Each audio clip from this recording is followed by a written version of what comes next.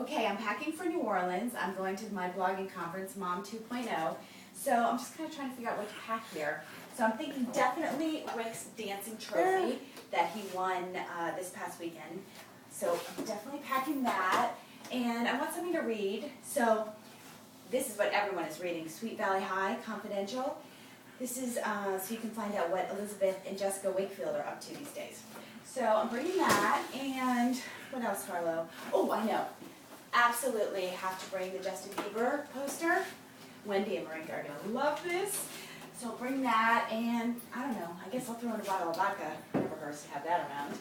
And what do you think, Carlo? Do you want to come too? Okay, I was going to, I guess. Awesome.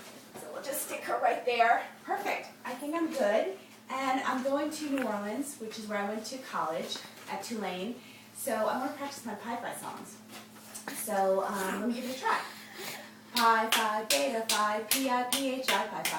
P for pi, for beta, phi for I, just love pi, beta, phi. When I was a girl knee-high, wanted only pi, beta, phi. Even then I never knew how much I loved the one and blue. Okay, everybody. No? Okay. Ooh, careful with the Bieber poster there, Carla. All right, see you in New Orleans.